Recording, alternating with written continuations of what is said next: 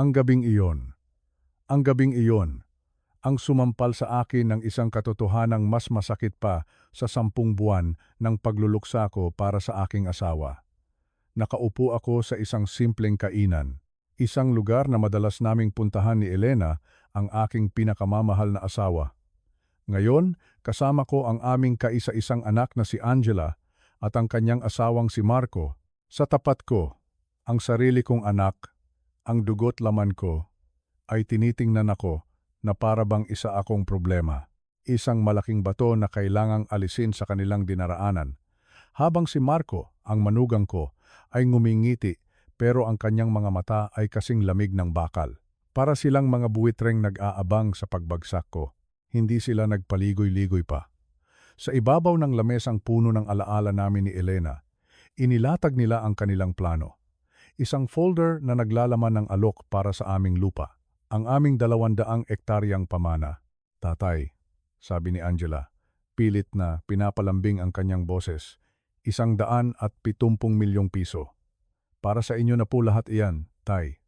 Para hindi na kayo nahihirapan. 170 milyon. Sinabi niya ang mga numerong iyon na parang presyo lang ng isang bagay na nabibili sa tindahan. Hindi niya naisip, o baka pinili niyang kalimutan, na ang bawat pulgada ng lupang iyon ay diniligan ng dugo at pawis ng aming mga ninuno, ng aking ama, at ng aking sarili. Para sa kanila, ang lupang iyon ay pera lang.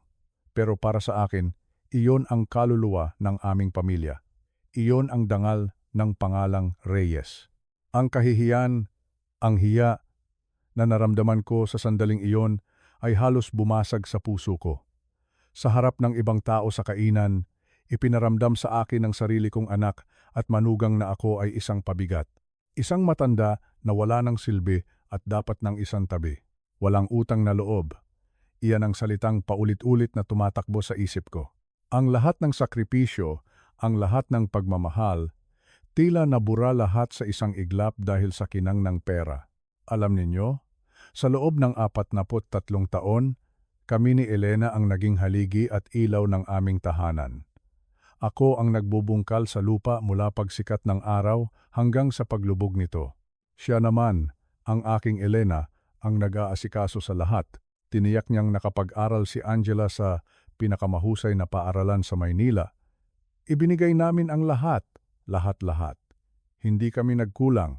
Ang bawat sentimong kinikita namin sa bukid ay para sa kinabukasan niya. Nang ikasal siya kay Marco, sino ang gumastos sa kanilang bonggang kasal? Kami. Nang kailangan nila ng tulong para sa kanilang unang bahay sa isang mamahaling subdibisyon, kami pa rin.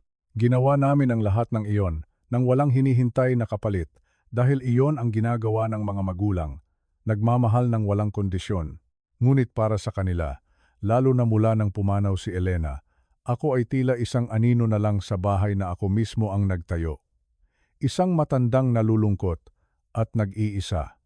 Walang pakialam. Iyan ang nararamdaman ko mula sa kanila. Ang kanilang mga pagdalaw ay laging may kasamang agenda, laging tungkol sa lupa, laging tungkol sa pera. Para bang ang pagkamatay ng kanilang ina ay hindi isang trahedya, kundi isang oportunidad. Isang oportunidad para kunin ang lahat ng natitira. Napakasakit. Napakasakit isipin na ang taong pinalaki mo at minahal ng buong buhay mo ay siya palang magiging dahilan ng iyong pinakamalalim na pighati. Umalis sila para magbayad sa kahera at naiwan akong mag-isa sa lamesa, pasan-pasan ang bigat ng mundo. Naisip ko, ito na ba ang katapusan? Susuko na lang ba ako? Hahayaan ko na lang ba silang sirain ang lahat ng pinaghirapan namin ni Elena? At doon, sa gitna ng aking kawalan ng pag-asa, nangyari ang isang bagay na babago sa lahat. Isang babae ang biglang lumitaw sa tabi ng aking lamesa. Hindi ko siya napansin na dumating. Mga 50 anyos siguro, seryoso ang mukha at may dalang isang maliit na asul na kahon. Inilapag niya ito sa aking harapan. Ang kanyang mga mata ay mabilis na sumulyap kina Angela at Marco na nasa kahera. Ginoong Reyes, bulong niya. May halong pagmamadali. Kakailanganin mo ito ngayong gabi, hisay sa. Bago pa man ako makapagsalita o makapagtanong, mabilis na siyang tumalikod at naglaho sa labas ng kainan. Naiwan akong nakatulala sa asul na kahon. Isang simpleng kahon, pero sa sandaling iyon, parang may sarili itong tibok ng puso. Isang tibok na puno ng panganib at misteryo. Sa isang iglap, nagbago ang lahat. Ang matandang lalaking halos sumuko na ay biglang nakaramdam ng kakaibang kaba. Isang kaba na hindi dulot ng takot, kundi ng pag-asa. Hindi ko alam kung ano ang nasa loob ng kahon, pero alam ko, sa kaibuturan ng aking puso, na ito ang aking lihim na yaman. Ito ang aking trump card. Ang mga anak ko, sa kanilang pagmamataas at kasakiman, ay inakala na ako ay isa na lamang inutil na piyesa sa kanilang laro. Isang pawn na madali nilang matatanggal sa chessboard ng buhay. Pero hindi nila alam, hindi nila kailanman nalaman ang lalim ng pagmamahal at talino ng kanilang ina. Hindi nila alam na si Elena, bago siya mawala, ay may mga lihim na tanging kaming dalawa lang ang nakakaalam. At ang asul na kahon na ito, nararamdaman kong ito ang susi sa lahat ng iyon. Ang matandang lolo na gusto nilang itapon ay malapit nang maging isang mangangaso. Bumalik sina Angela at Marco sa lamesa na may mga peking ngiti. Wala silang kamalay-malay. Mabilis kong isinuksok ang asul na kahon sa ilalim ng aking jacket. Ang bigat nito ay parang bigat ng isang sandata. Isang sandata na gagamitin ko hindi para sa paghihiganti, kundi para sa katarungan. Gusto nilang kunin ang aking lupa? Gusto nilang burahin ang alaala ng kanilang ina? Gusto nilang gawin akong isang pulubing walang boses at walang tahanan. Ngayon, hindi lang ang bahay at lupa ko ang babawiin ko. Babawiin ko ang aking dangal. Ang dangal ng aking pamilya na dinungisan nila. At bibigyan ko sila ng isang aral. Isang aral na ikukuwento nila sa kanilang mga magiging apo. Isang aral tungkol sa paggalang, sa utang na loob, at sa katotohanang hindi kailanman natutulog ang hustisya. Hindi ako mananahimik. Hindi na. Para kay Elena. Para sa lahat ng aming pinaghirapan. Kung naranasan mo na ang pakiramdam na maging isang estranghero sa sarili mong tahanan, kung naramdaman mo na ang sakit ng pagbabalewala mula sa mga taong pinakamamahal mo, i-like at i-share mo ang video na ito. Dahil ang kuwentong ito ay para sa iyo. At huwag kalimutang mag-iwan ng komento sa ibaba. Kwentuhan mo ako. Nasaan ka nanonood ngayon? Gusto kong marinig ang iyong kuwento. Dahil sa gabing ito, hindi na ako nag-iisa. Kayo ang aking magiging kasama at lakas. Magsisimula na tayo.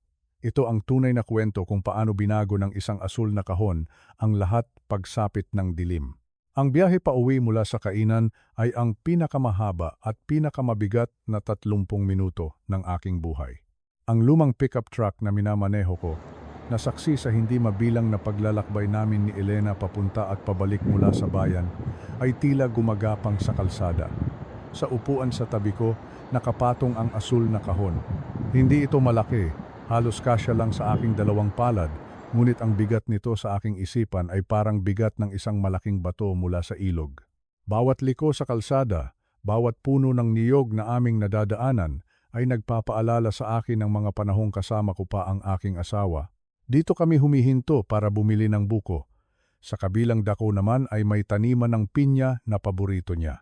Ngayon, ang mga alaalang iyon ay may kasamang pait at takot. Ang mga salita ng babae ay umuulit-ulit sa aking isipan. Isang nakakabinging bulong, kakailanganin mo ito ngayong gabi. Sino siya? Bakit niya ako kilala? At ano ang nasa loob ng kahon na ito na napakahalaga para sa gabing ito? Pagdating ko sa aming bakuran, ang bahay na itinayo namin ni Elena gamit ang aming pinagpaguran ay tila mas malungkot at mas madilim kaysa dati. Ang 2 palapag na bahay na gawa sa kahoy na kami mismo ang nagpinta ng puti 5 tag-araw na ang nakalipas ay parang isang multo sa papalubog na araw. Ang bodega sa kaliwa, ang malawak na bukirin na umaabot hanggang sa paanan ng Sierra Madre, lahat ng ito ay dapat maging simbolo ng kapayapaan. Ngunit ngayon, ang bawat sulok ay tila may itinatagong anino. Dinala ko ang asul na kahon papasok at maingat itong inilapag sa aming lumang lamesa sa kusina, ang lamesang gawa sa nara na minana ko pa sa aking ama. Sa loob ng mahabang sandali, tinitigan ko lang ito. Ang kulay asul nito ay simple lang, pero sa ilaw ng bumbilya sa kusina, tila ito kumikinang na may sariling buhay, puno ng hiwaga, puno ng panganib. Para iwasan ang pagbukas nito, gumawa ako ng kung ano-anong gawain. Nagtimpla ako ng kapeng barako, matapang, para gisingin ang aking diwa. Siniguro kong nakakandado ang lahat ng pinto at bintana, isang gawi na sinimulan ko lamang mula nang mawala si Elena. Dati, hindi namin ito ginagawa. Ang aming bukid ay payapa. Ang aming mga kapitbahay ay mga kaibigan. Ngunit ngayon, ang katahimikan ay hindi na nangangahulugan ng kapayapaan. Ito ay nangangahulugan ng pag-iisa, ng kahinaan. Habang ang dilim ay tuluyang lumalamon sa aming bukirin, alam kong hindi ko na maaaring ipagpaliban pa ang pagharap sa kung anuman ang nasa loob ng kahon. Ang aking mga kamay, nasanay sa bigat ng araro at sa tigas ng lupa, ay nanginginig habang dahan-dahan kong inaangat ang takip nito. Ang aking paghinga ay huminto. Ang aking puso ay tila tumigil sa pagtibok. Sa loob ng kahon, nakapatong sa isang malambot na tela ay isang bagay na imposible. Isang bagay na dapat ay nasa ilalim na ng malalim at maputik na ilog agos. Ang cellphone ni Elena, ito iyon. Ang luma niyang telepono na may gasgas sa gilid, ang parehong telepono na dala niya noong gabing iyon. Ang gabing sinabi nilang naaksidente siya. Ngunit ang pinaka nagpagimbal sa akin ay hindi lang ang pagkakaroon nito. Maingat kong kinuha ito. Ang bigat nito ay pamilyar sa aking kamay. At nang pinindot ko ang power button sa gilid, ang screen ay umilaw. Isang maliwanag at malinaw na ilaw sa madilim na kusina. Sa itaas na sulok ng screen, nakita ko ang isang bagay na lalong nagpatindig ng aking mga balahibo. Ang icon ng baterya, puno ito, 100%. Paano? Paano nangyaring ang isang teleponong 10 buwan nang nasa ilalim ng ilog ay may karga pa? At ang wallpaper, Diyos ko, ang wallpaper. Isang larawan namin noong aming ika-40 anibersaryo ng kasal. Si Elena, nakasuot ng paborito niyang bestidang asul. Ang kanyang mga mata ay nagniningning sa tuwa. Ang aking braso ay nakaakbay sa kanya at pareho kaming tumatawa ng malakas. Buhay na buhay. Ang alaala ng tawang iyon ay parang isang matalim na punyal na sumaksak sa aking dibdib. Ibinaba ko ang telepono na parang napapaso. Sa loob ng 2 oras, nakaupo lang ako roon. Hindi makagalaw, hindi makapag-isip. Ang telepono sa aking harapan ay isang ebidensya. Ebidensya ng isang krimen. Ebidensya ng isang kasinungalingan. Pinilit kong pakalmahin ang aking sarili. Sinuri ko ang telepono. Walang laman ang call log. Walang laman ang mga mensahe. Lahat ay nabura, maliban sa isang larawan na iyon. Isang larawan na tila iniwan doon para sadyang pahirapan ako. Doon ko napansin ang isang maliit at nakatuping papel na nakasingit sa pagitan ng telepono at ng case nito. Marahan kong inalis ito. Ang aking mga daliri ay nanginginig habang binubuklat ko ito. May 2 bagay lang na nakasulat, 1 oras at isang salita. 11:50 ng gabi, sagutin. Tumingin ako sa lumang orasan sa dingding ng aming kusina. 10 minuto bago mag-alas 11, ang oras ay papalapit na at sa bawat pag-ikot ng segundo, nararamdaman ko ang paglapit ng isang panganib na hindi ko pa nauunawaan. Ang mga minuto mula 10:47 hanggang 11:15 ng gabi ay ang pinakamahabang 28 minuto ng aking buhay. Ang bawat tiktak ng orasan sa dingding ay parang isang malakas na pagpukpok ng martilyo sa aking dibdib. Ang katahimikan sa loob ng bahay ay nakakabingi. Ang tanging naririnig ko lang ay ang sarili kong paghinga at ang malakas na kabog ng aking puso. Umupo ako sa lamesa sa kusina. Ang aking likod ay tuwid. Ang aking mga mata ay nakatitig sa telepono ni Elena. Ang teleponong dapat ay patay na, ngunit ngayon ay naghihintay na muling mabuhay. Ang disiplina na natutunan ko sa militar noong aking kabataan ay unti-unting bumabalik. Sa anumang laban, kailangan mong maging handa, suriin ang paligid, alamin ang kalaban, at higit sa lahat, manatiling kalmado. Pero paano ako kakalma? Ang sarili kong anak at manugang ang mga unang pinaghihinalaan ko. Ang ideya ay napakasakit, napakabaliw, ngunit ang telepono sa aking harapan ay isang katotohanang hindi ko matatakasan. Nagtimpla ulit ako ng kape. Ang init ng tasa sa aking kamay ay nagbibigay ng kaunting kapanatagan. Muli kong sinuri ang mga kandado ng pinto. Tumingin ako sa bintana, sa walang katapusang kadiliman sa labas. Dati, ang dilim na iyon ay aking kaibigan. Isang kumot na nagbibigay pahinga pagkatapos ng mahabang araw sa bukid. Ngayon, ang dilim ay tila may mga matang nakatingin sa akin, nagtatago, nag-aabang. Bumalik ako sa lamesa, 11:00 na, 15 minuto na lang. Sinubukan kong isipin kung ano ang sasabihin. Sino ang tatawag? Isang multo, isang kaaway, isang kaibigan? Ang babae sa kainan? Ang kanyang mga mata ay puno ng pag-aalala, ngunit mayroon ding takot, takot para sa akin. Ang orasan ay tumunog. 11:30 na sana, ngunit ang tunog nito ay tila isang hudyat. 11 ay 10, 11 ay 12, 11 ay 14. Ang aking kamay ay nakaantabay na sa ibabaw ng telepono. Eksaktong 11:15, ang katahimikan ay nabasag. Ang telepono ay tumunog. At ang tunog, Diyos ko, ang tunog. Hindi isang ordinaryong ringtone, isang lumang kundiman.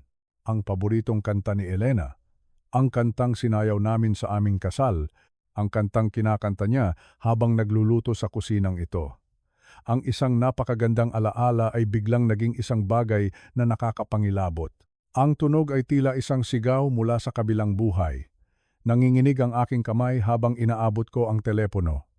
Sa screen, 2 salita ang nakasulat, unknown number. Pinindot ko ang berdeng icon at dahan-dahan kong inilapit ang telepono sa aking tainga. Hello? Ang boses ko ay halos hindi lumabas. Nanginginig. Katahimikan. Hindi isang ordinaryong katahimikan. Mayroon akong naririnig. Isang mahinang ugong. Parang tunog ng isang makina o kuryente. May humihinga. Hello? Sabi ko ulit, mas malakas na ngayon. Sino ito? Muli, katahimikan. At pagkatapos, isang boses. Isang boses na hindi ko makikilala. Ito ay binago. Mekanikal. Parang boses ng isang robot. Ngunit sa ilalim ng artipisyal na tunog na iyon, mayroon akong narinig na pamilyar. Isang kakaibang himig sa pagsasalita, isang ritmo na alam kong narinig ko na dati ang boses ay nagsalita ng isang salita lamang. Ang pangalan ko, Santiago. Sa kabila ng lahat ng pagbabago sa boses, sa isang saglit, sa isang tibok ng puso, inakala kong Elena. Pagkatapos ay nagpatuloy ang boses. Ang mga salita ay mabagal at malinaw, na para bang sinisigurong maiintindihan ko ang bawat pantig. Huwag kang magtiwala kay Angela. Ang pangalan ng aking anak, binigkas ng isang estranghero mula sa telepono ng kanyang ina, ay parang isang suntok sa aking sikmura. Huwag kang magtiwala kay Marco. Ang galit ko sa aking manugang ay biglang lumaki. At pagkatapos, isang pangalan na hindi ko inaasahan. Huwag kang magtiwala kay Hepe Berto Gomez, ang hepe ng pulisya, ang kaibigan ng aming pamilya, ang taong nangako sa aking hahanapin ang hustisya para kay Elena. Nagkaroon ng isang mahabang paghinto. Tanging ang ugong lang ang aking naririnig. Humigpit ang hawak ko sa telepono at pagkatapos ang huling mga salita. Ang mga salitang nagpabago sa aking pagluluksa tungo sa purong takot, ang iyong buhay ay nasa panganib. At pagkatapos, wala na. Ang linya ay naputol, ang ugong ay nawala. Ang tanging naririnig ko na lang ay ang nakakabinging katahimikan na natili akong nakaupo doon. Ang telepono ay nakadikit pa rin sa aking tainga na parang naghihintay pa ng kasunod. Ngunit wala nang dumating. Ang orasan ay tumiktak. 11:16 na. Ang bahay ay umugong dahil sa hangin sa labas. May gumalaw sa kadiliman. Maingat kong ibinaba ang telepono at tinitigan ito. Ang screen ay unti-unting dumilim, hanggang sa ito ay naging isang itim na salamin na sumasalamin sa aking mukha. Isang mukha ng isang matandang lalaki. Nag-iisa, takot, at ngayon, galit. Ang pagluluksa ay napalitan ng isang nag-aapoy na galit. Ang aking asawa ay hindi na aksidente. May kinalaman dito ang aking anak, ang aking manugang, at pati na ang batas. At ako ang susunod. Hindi ako nakatulog ng gabing iyon. Paano nga ba ako makakatulog? Ang bawat ugong ng hangin, ang bawat kaluskos ng mga dahon sa labas, ay tunog ng mga yabag ng kaaway. Ang bawat anino sa sulok ng aking mga mata ay tila isang taong nag-aabang. Ang mga salita mula sa telepono ay paulit-ulit na naglalaro sa aking isipan na parang isang sirang plaka. Huwag kang magtiwala kay Angela. Huwag kang magtiwala kay Marco. Huwag kang magtiwala kay Hepe Gomez. Ang iyong buhay ay nasa panganib. Ang mga pangalang iyon, na dating simbolo ng pamilya at seguridad, ay ngayon ay mga pangalan na ng mga traidor at posibleng mamamatay tao. Pagsikat ng araw, ang mga unang sinag ng liwanag na tumago sa bintana ng kusina ay natagpuan akong nakaupo pa rin sa parehong silya, sa harap ng parehong lamesa. Ang telepono ni Elena ay nasa aking harapan, tahimik at nagbabanta. Ang kape sa aking tasa ay malamig na. Ngunit ang isipan ko ay nag-aapoy. Wala na ang takot. Napalitan na ito ng isang malamig at matibay na determinasyon. Kailangan kong malaman ang katotohanan. Para kay Elena at para sa aking sarili. Ang unang lugar na pinuntahan ko ay ang maliit na opisina ni Elena sa bahay. Ang kanyang lumang lamesa na gawa sa kahoy, ang kanyang mga libro, ang kanyang mga panulat, lahat ay nasa ayos pa rin, na parang naghihintay lang sa kanyang pagbabalik. Ang amoy ng sampagita, ang kanyang paboritong pabango, ay nananatili pa rin sa hangin. Huminga ako ng malalim at binuksan ko ang aming lumang desktop computer. Ang tunog ng pag-andar nito ay ang tanging ingay sa buong bahay. Naglagin ako sa aming shared email account, isang bagay na ginagamit namin para sa mga bayarin at mga usapin sa bukid. Ang paggawa nito ay parang isang paglabag sa kanyang privacy, ngunit alam kong ito ang kailangan. Sinimulan kong mag-scroll sa daan-daang mga email. Mga resibo mula sa kooperatiba, mga anunsyo mula sa munisipyo, mga mensahe mula sa mga kamag-anak, at pagkatapos nakita ko ito. Isang email na ipinadala 2 araw bago ang kanyang aksidente, ang tatanggap. Isang pangalan na hindi ko kilala. Jose Cruz.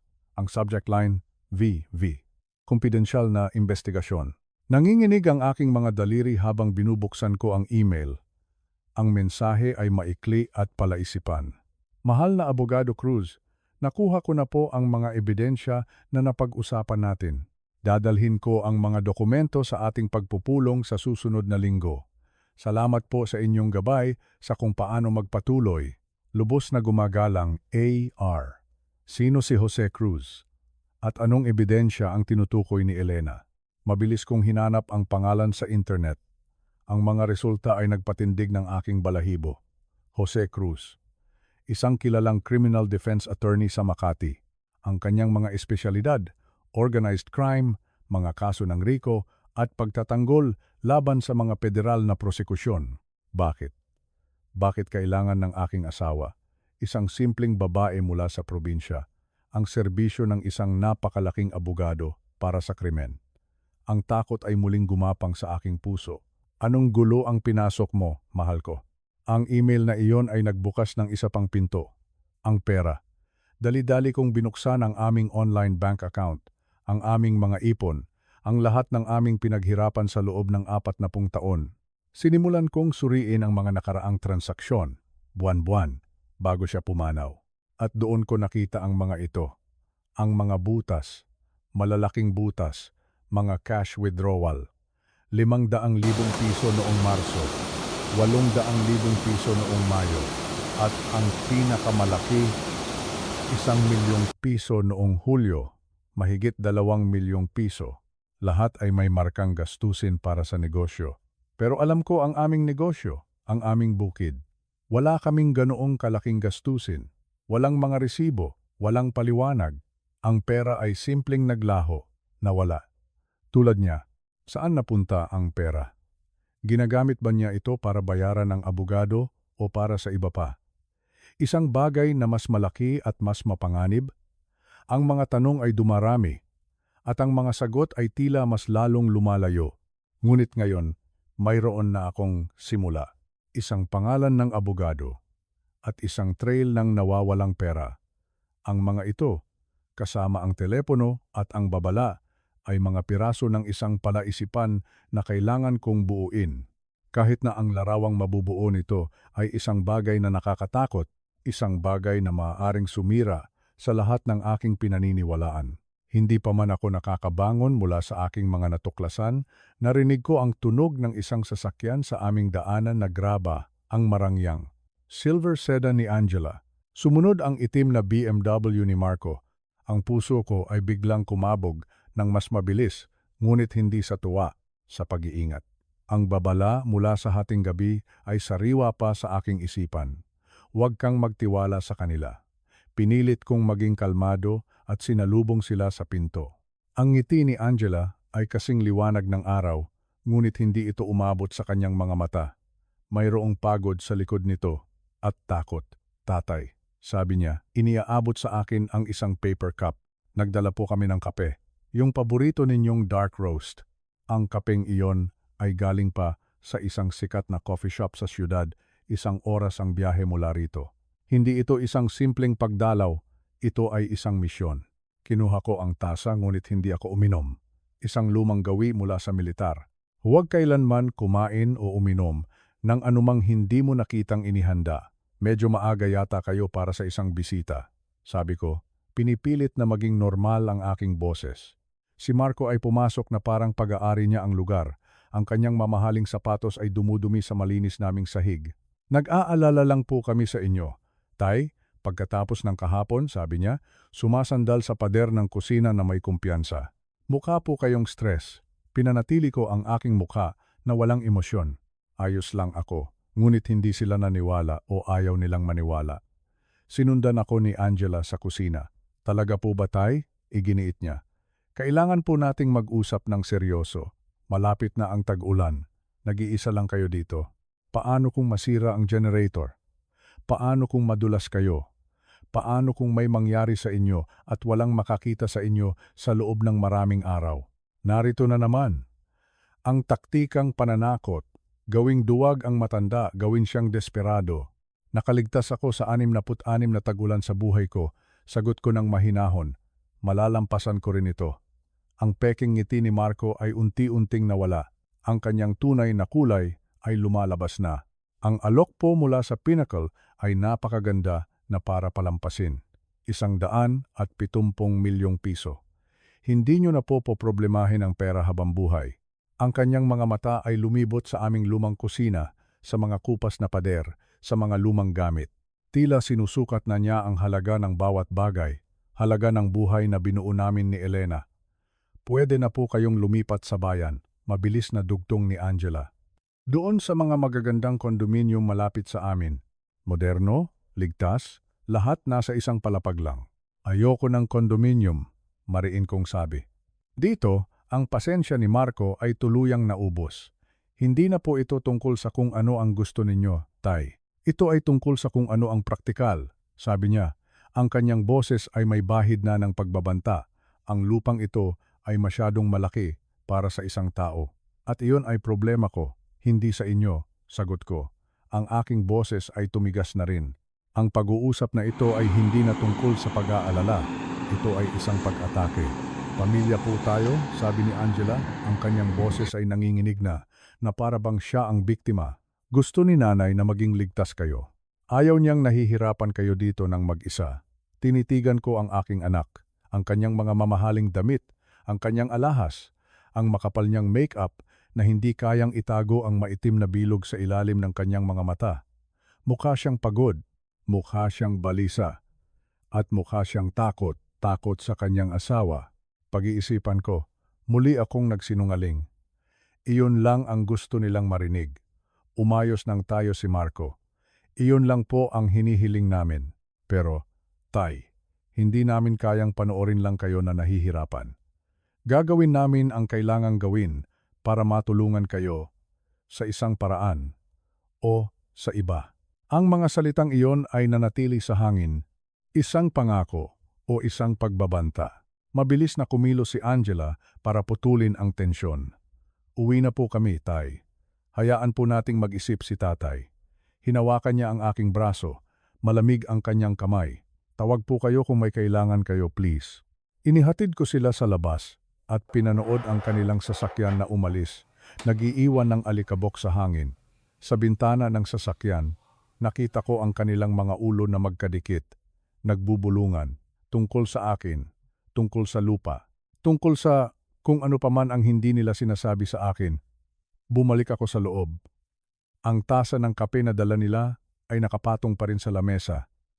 Kinuha ko ito at ibinuhos ang lahat ng laman sa lababo. Ang kanilang pagdalaw ay hindi nagdulot ng takot. Ito ay nagdulot ng kumpirmasyon. Ang aking mga hinala ay totoo. At ngayon, alam kong kailangan kong kumilos ng mas mabilis. Ilang oras pa lang ang nakalipas mula nang umalis ang aking anak at manugang, habang ang lasa ng kanilang pagkukunwari ay nananatili pa rin sa aking panlasa.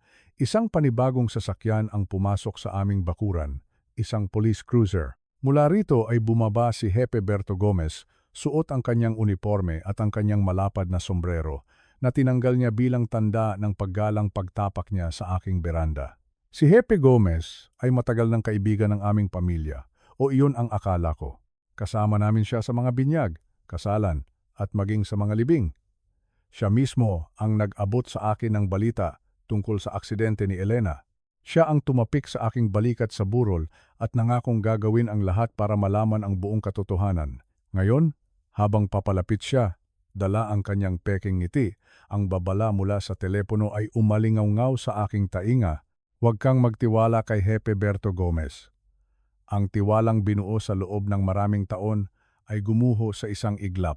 Magandang hapon, Santiago. Bati niya. Ang kanyang boses ay malumanay at puno ng peking simpatya. May ilang minuto ka ba? May kaunti lang kaming update tungkol sa kaso ni Elena. Ang pagbanggit niya sa pangalan ng aking asawa ay nagdulot ng galit sa aking dibdib, ngunit itinago ko ito sa likod ng isang blankong ekspresyon. Pinatuloy ko siya sa loob, sa parehong kusina, kung saan ako hinarap ng aking anak kanina. Tila ang kusinang ito ay naging isang entablado para sa mga pagkukunwari at kasinungalingan. Anong klaseng update? Tanong ko. Habang pinagmamasdan ko ang bawat kilos niya, naupo siya sa silyang inupuan ni Marco kanina.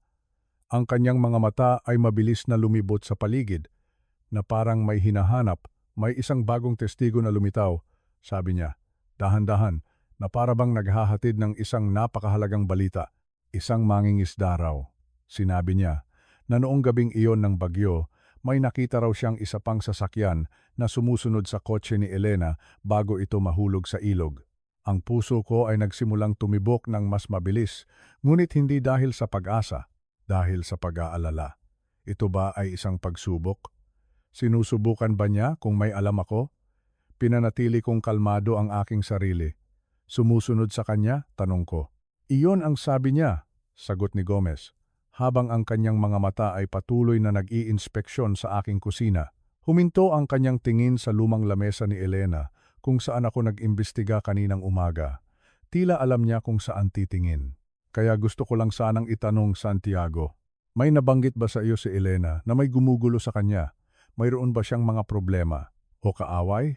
Bawat salita niya ay maingat na pinili. Isang patibong. Kung sasabihin kong oo, aaminin kong may alam ako. Kung sasabihin kong hindi, baka isipin niyang wala akong kamalay-malay. Pinili ko ang mas ligtas na daan. Wala, sagot ko. Wala siyang nabanggit na ganyan. Isang simpleng aksidente lang iyon, di ba? Dahil sa bagyo. Matu. Tumango si Hepe Gomez, ngunit ang kanyang mga mata ay nagsasabi ng ibang kwento. Mayroong kalkulasyon sa likod ng mga ito. Marahil nga, sabi niya. Pagkatapos ay bigla siyang nag-iba ng usapan, isang pagbabago na masyadong biglaan para maging natural. Alam mo, Santiago, naalala ko lang, itong lupa ninyo, may mga kuweba raw dito sa hilagang bahagi, tama ba? Ang tanong na iyon ay parang isang kulog sa isang maaliwalas na araw. Masyadong tiyak, masyadong wala sa lugar. Paano niya nalaman ang tungkol sa mga kuweba?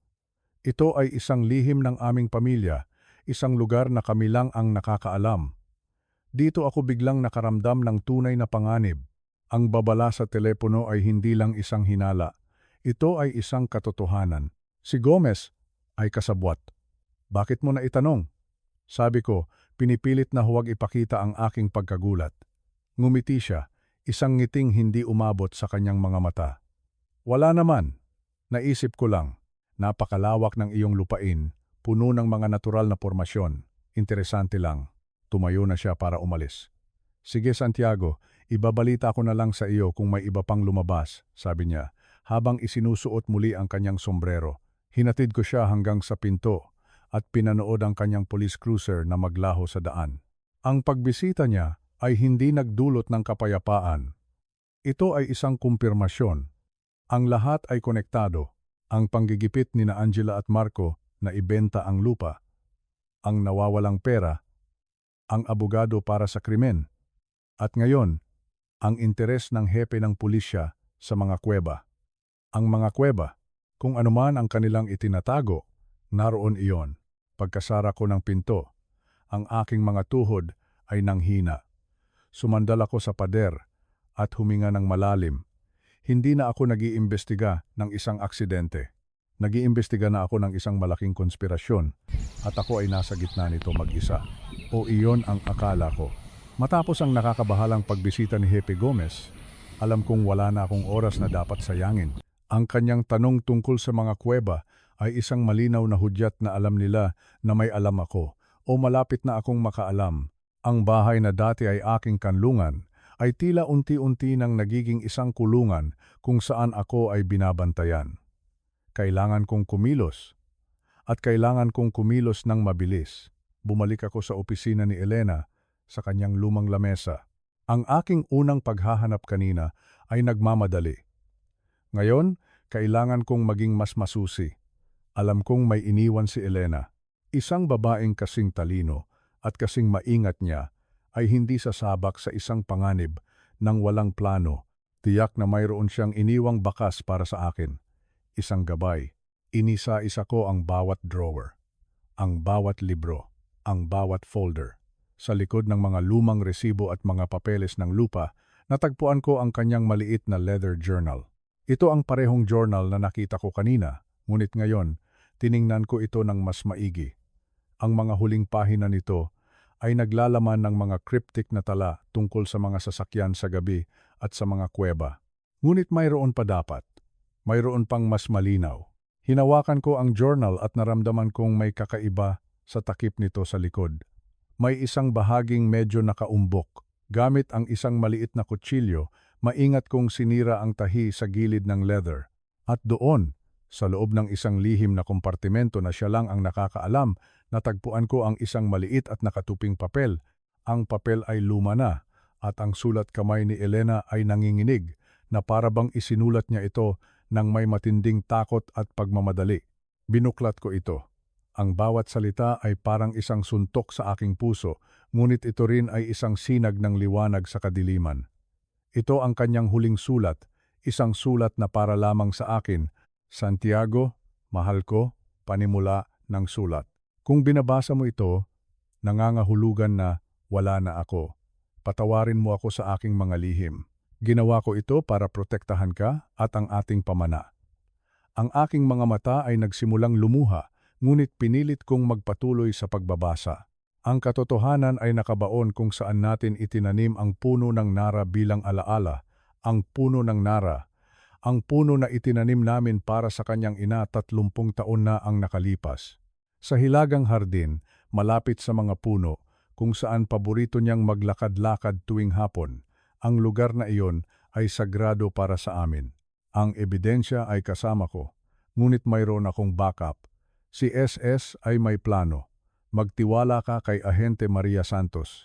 Siya lang, huwag kang magtitiwala sa kahit sino pa, lalo na sa lokal na pulisya.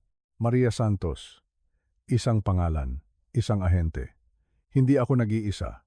May kakampi pala ako. May kakampi pala si Elena. Sa ilalim ng pangalan mayroong isang numero ng telepono. At sa ilalim ng numero, ang kanyang huling mga salita para sa akin. Mahal na mahal kita, Santiago. Patawad sa lahat. Niyakap ko ang sulat sa aking dibdib. Ang sakit ng kanyang pagkawala ay bumalik, ngunit ngayon ay may kasama na itong layunin. Hindi na ako isang biktima na naghihintay na salakayin. Isa na akong sundalo na may misyon. Isang misyon na iniwan sa akin ng aking asawa. Kailangan kong mahanap ang ebidensya. Kailangan kong kontakin si Ahente Maria Santos. At kailangan kong tapusin ang laban na sinimulan ni Elena. Hawak ang sulat at ang numero ng telepono. Alam kong ang bawat susunod na hakbang ko ay puno ng panganib. Maaaring binabantayan na nila ang aking mga tawag. Maaaring sinusundan na nila ang bawat kilos ko. Ngunit ang takot ay napalitan na ng tapang. Isang tapang na nagmula sa pagmamahal ko kay Elena at sa galit ko sa mga taong kumuha sa kanya mula sa akin. Gamit ang isang lumang prepaid phone na itinago ko para sa emergency, lumabas ako ng bahay at naglakad papunta sa kakahuyan kung saan mahina ang signal at mahirap matrace. Doon, sa ilalim ng lilim ng mga puno, tinawagan ko ang numero. Nagring ito ng 3 beses bago may sumagot. Isang kalmado at profesional na boses ng isang babae. Santos. Huminga ako ng malalim. Ako si Santiago Reyes, sabi ko. Asawa ni Elena. Nagkaroon ng isang maikling katahimikan sa kabilang linya at pagkatapos, narinig ko ang isang buntong hininga ng ginhawa. Ginoong Reyes, sabi ng boses. Kanina pa namin kayo hinihintay. Nagkasundo kaming magkita ni Ahente Maria Santos sa lugar na pinakaligtas at pinakapribado para sa akin, ang aming lumang bodega. Sa ilalim ng takip ng dilim, habang ang buong bukirin ay natutulog, hinintay ko siya. Ang bodega, na puno ng mga lumang kagamitan sa pagsasaka at mga alaala ng nakaraan, ay naging isang lihim na tagpuan. Eksaktong 11:00 ng gabi, isang kakatok ang narinig ko sa pintuan sa likod. Hindi isang malakas na katok, kundi isang senyas. Binuksan ko ito at isang babae ang pumasok mula sa kadiliman. Mga nasa huling bahagi ng kanyang 40s, nakasuot ng simpleng damit, ngunit ang kanyang kilos ay puno ng awtoridad at kumpiyansa. Inilabas niya ang kanyang NBI badge at ipinakita ito sa akin. Ako si Ahente Sandra Cooper ng National Bureau of Investigation, sabi niya, at ang kanyang mga mata ay puno ng simpatya. Ang inyong asawa, si Gneng. Elena, ay nakikipagtulungan sa amin. Ang mga salitang iyon ay parang isang malakas na sampal na gumising sa akin sa isang mahabang bangungot, si Elena. Ang aking tahimik at simpleng asawa ay nagtatrabaho kasama ang NBI sa loob ng 18 buwan pagpapatuloy ni Ahente Santos. Siya mismo ang lumapit sa amin matapos niyang matuklasan ang isang ilegal na aktibidad sa inyong lupain. Pinaupo niya ako sa isang lumang sako ng bigas, habang ako ay trying iproseso ang lahat.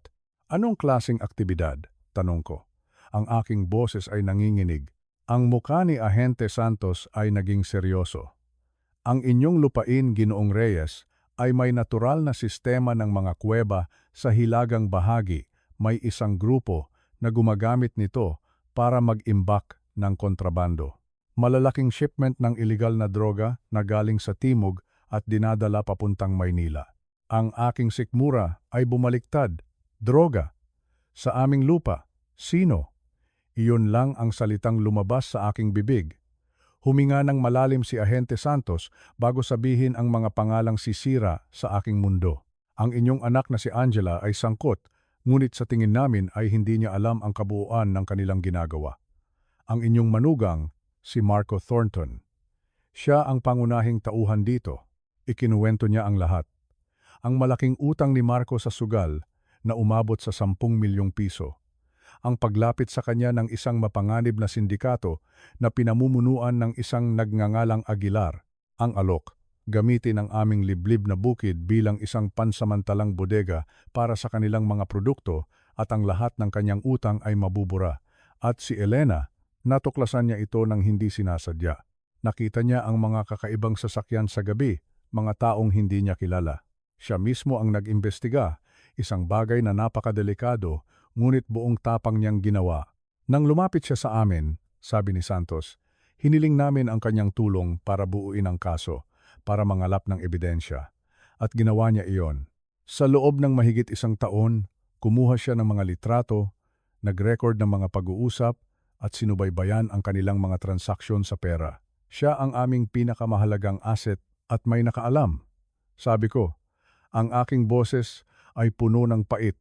Tumango si Ahente Santos at sa unang pagkakataon, nakita ko ang bahid ng pagsisisi sa kanyang profesional na mukha. Naniniwala kami na sinabotahe ang kanyang sasakyan. Ginawa itong mukhang aksidente. Nahulog siya sa ilog, pero hindi iyon aksidente. Ang kanyang boses ay humina. Ako ang kanyang handler. Ako dapat ang nagprotekta sa kanya. Nabigo ako. Ang bodega ay tila lumiit. Ang hangin ay naging mas malamig. Ang ebidensya na kanyang nakalap, sabi ko, naaalala ang sulat. Inilibing niya ito bago siya namatay. Nasa puno ng Nara. Ang mga mata ni Ahente Santos ay biglang nagliwanag. Kailangan nating makuha iyon. Iyon ang magiging susi para mahuli silang lahat. Ngunit bago pa kami makapagplano, isang tunog ang pumutol sa aming pag-uusap. Ang tunog ng mga sasakyan, maraming sasakyan. Ang kanilang mga headlight ay tumanglaw sa aming daanan at ang liwanag ay tumagos sa mga siwang ng bodega. Mabilis na inilabas ni Ahente Santos ang kanyang baril. Paano nila nalaman? Bulong niya. Sumilip ako sa bintana at ang aking dugo ay nagyelo. Ang itim na BMW ni Marco, ang police cruiser ni Jepe Gomez, at sa likod nila, isang itim na SUV na hindi ko kilala, ang mga tauhan ni Aguilar. Nandito na sila, bulong ko. Walang oras. Inabot sa akin ni Ahente Santos ang kanyang calling card. Tumawag ka bukas. Magpapadala ako ng kasama. Huwag kang gagawa ng anuman hanggat wala siya. At pagkatapos, tulad ng isang anino, naglaho siya sa pintuan sa likod na wala sa kadiliman. Ang pintuan sa harap ng bodega ay bumukas ng malakas. Wala akong mapagtataguan. 48 oras. 2 araw. Iyon ang hiningi sa akin ng NBI. 2 araw para magpanggap na walang alam. 2 araw para umarte na ako pa rin ang matandang nagluluksa at walang laban. 2 araw habang ang mga ahente ng NBI ay palihim na pumapalibot sa aking lupain na parang mga hindi nakikitang bantay. 2 araw ng pag-alam na ang sarili kong anak ay bahagi ng isang konspirasyon na pumatay sa aking asawa. Ang bawat oras ay parang isang taon. Ang bawat tunog ay nagdudulot ng kaba. Ngayon, sa ikalawang gabi, 7:00, habang ang malamig na hangin ng gabi ay nagsisimulang umihip, tumayo ako sa aking kusina at pinanood ang kanilang pagdating. Ang silver sedan ni Angela, ang itim na BMW ni Marco, ang police cruiser ni Jepe Gomez, at ang itim na SUV ng mga tauhan ni Aguilar. Sila na ang kumpleto. Isang maliit na earpiece ang nakatago sa aking tainga. Nasa posisyon na kami, bulong ng boses ni Ahente Santos. 12 ahente sa paligid. Manatili kang kalmado, Santiago. Nandito kami. Huminga ako ng malalim. Binuksan ko ang pinto bago pa man sila makakatok. Isa-isa silang pumasok. Si Angela ay mukhang may sakit sa pag-aalala. Ang kanyang mga mata ay namumula at namamaga. Si Marco ay malamig at kontrolado. Si Jepe Gomez ay suot ang kanyang peking ngiti na parang isang maskara. At ang 2 lalaki mula sa SUV, mukha silang mga berdugo. Nagtipon kami sa paligid ng aming lamesa sa kusina. Ang parehong lamesa kung saan kami ni Elena ay nagsalo sa loob ng 40 taon. Ngayon, napapaligiran ito ng mga taong pumatay sa kanya. Ang katahimikan ay nakakabingi. Gusto niyo raw makipag-usap? Si Marco ang unang nagsalita. Kaya magsalita na kayo. Kumuha ako ng isang mabagal na hininga. Tiningnan ko sila isa-isa. Si Jepe Gomez, ang traidor na alagad ng batas. Si Marco, ang sakim na manugang. At si Angela, ang aking naliligaw na anak. Alam ko na ang lahat, sabi ko, ang aking boses ay matatag at puno ng autoridad na matagal ko nang hindi ginagamit tungkol sa mga kuweba sa hilagang bahagi. Tungkol sa droga na itinatago ninyo roon. Tungkol sa pera. At alam ko kung ano ang ginawa ninyo kay Elena. Mabilis na tumayo si Jepe Gomez. Mag-ingat ka sa iyong mga sinasabi, Santiago. Ngumiti ako ng mapait. Bakit? Sinasabi ko lang naman ang narinig ko mula mismo sa iyo 2 gabi na ang nakalipas sa aking bodega. Wala siyang oras para magsabi kahit kanino. Siniguro namin iyon. Iyan ang eksaktong sinabi mo, di ba, Jepe? Ang mukha ni Marco ay nagbago. Ang maskara ay nahulog. Ang pagkaunawa ay sumilay sa kanyang mga mata. Na nandoon ako, nakatago, nakikinig. Tatay, please, umiiyak na sabi ni Angela. Hindi ko po sinasadya, hindi ko po alam. Isang malakas na sigaw ang pumutol sa kanya. Manahimik ka, sigaw ni Marco. At ang kanyang kamay ay humigpit sa braso ni Angela Doon ko nakita ng malinaw ang lahat. Ang kontrol niya sa aking anak, ang takot sa mga mata ni Angela. "Walang hiya ka!" sigaw ko. At susugurin ko sana siya, ngunit hinarangan ako ni Hepe Gomez. Nagsimula ang kaguluhan, mga sigawan, mga tulakan, at bigla, namatay ang lahat ng ilaw. Ito na ang senyas. Kadiliman, mga sigaw, ang malakas na tunog ng mga pintong sinisipa. NBI, hands up, federal agents. Ang mga sinag ng flashlight ay humiwa sa dilim na parang mga espada, mga putok ng baril. Isang ahente ang dumagan sa akin sa sahig, pinoprotektahan ako. Ang emergency generator ay umandar. Ang mga ilaw ay kumislap at bumalik. Ang eksenang lumitaw mula sa kaguluhan ay parang isang pelikula. Ang mga tauhan ni Aguilar, nakadapa sa sahig, nakaposas, si Hepe Gomez, nakasandal sa pader, inaaresto ni Ahente Santos, si Marco, sinusubukang tumakbo, ngunit madaling napabagsak ng isa pang ahente. At si Angela, nakaupo lang sa kanyang silya, umiiyak, ang kanyang mga kamay ay nakataas. Tapos na ang lahat. Lumapit sa akin si Ahente Santos. "Ayos ka lang, Santiago?" Tumango lang ako, hindi makapagsalita. Pinanood ko silang isakay si Angela sa sasakyan. Tumingin siya sa akin sa huling pagkakataon. Ang kanyang mukha ay isang larawan ng pagsisisi. "Patawad, Tay, patawad." Tinalikuran ko siya. Ang mga sasakyan ay umalis, isa-isa. Ang kanilang mga ilaw ay naglalaho sa dilim ng gabi.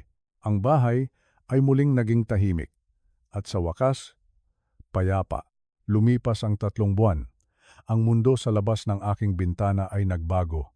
Ang malamig at madilim na gabi ng nakaraan ay napalitan ng isang mainit at maliwanag na umaga. Ang panahon ng tagsibol ay dumating na sa aming lalawigan. Ang mga puno ay muling nagkaroon ng mga luntiang dahon, at ang mga ibon ay umaawit na muli sa labas ng aking bintana. Tila ang kalikasan mismo ay nagsasabing oras na para magsimulang muli. Nakatayo ako sa beranda ng aming bahay, hawak ang isang tasa ng mainit na kape at pinagmamasdan ang araw na sumisikat sa likod ng Sierra Madre. Ang pakiramdam ay ibang-iba na. O baka ako ang nagbago. Ako na ang tumitingin sa mundo sa ibang paraan. Ang mga paglilitis ay tapos na. Mabilis at tiyak.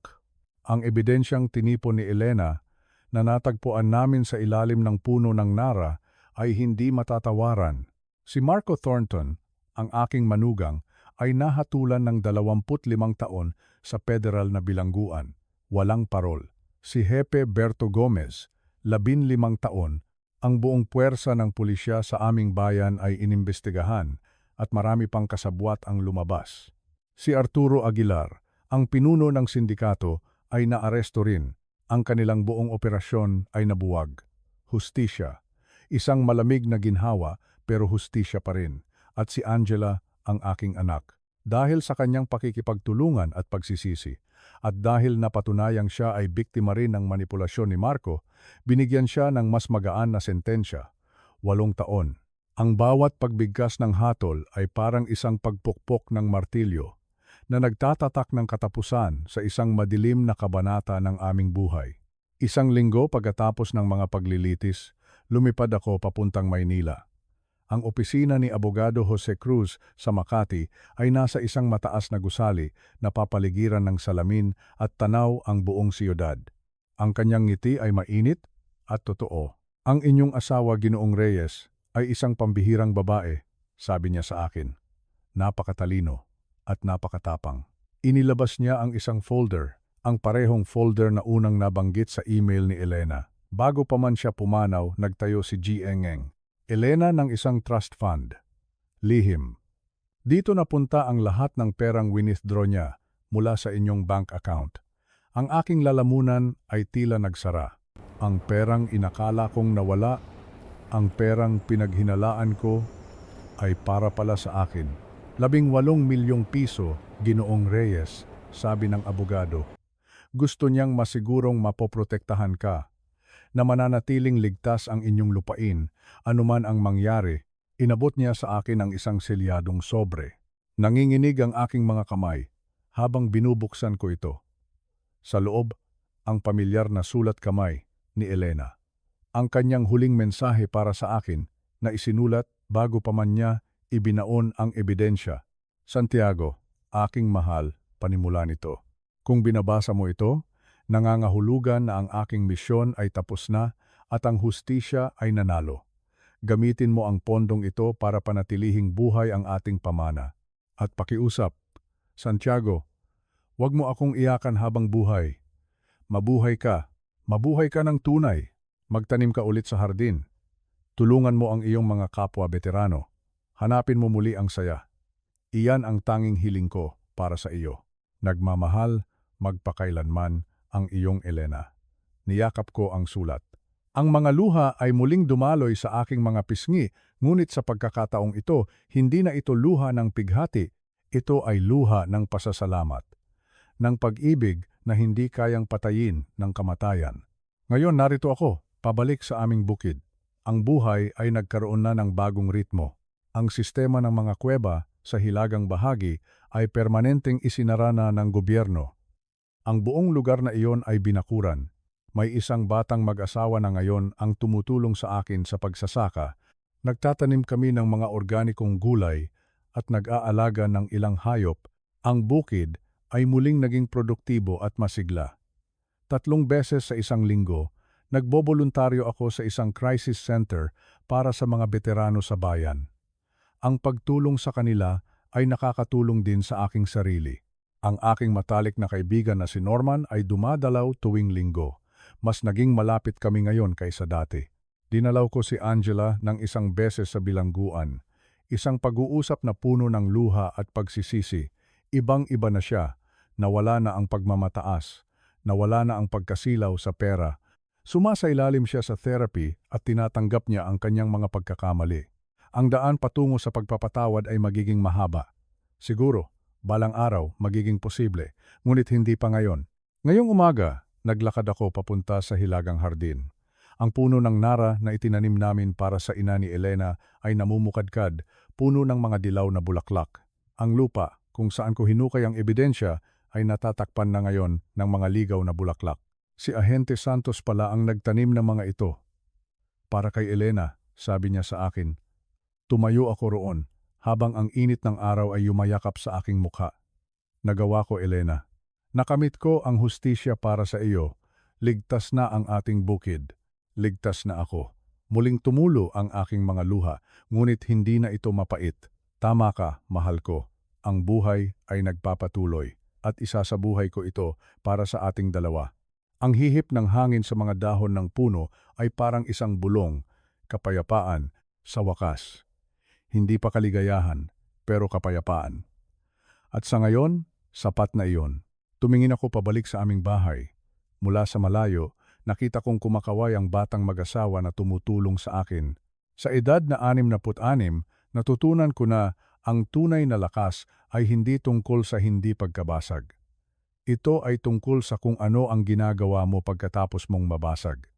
Alam iyon ni Elena, at habang nakatayo ako rito, sa lupang namatay siya para protektahan, sa wakas, naintindihan ko na rin.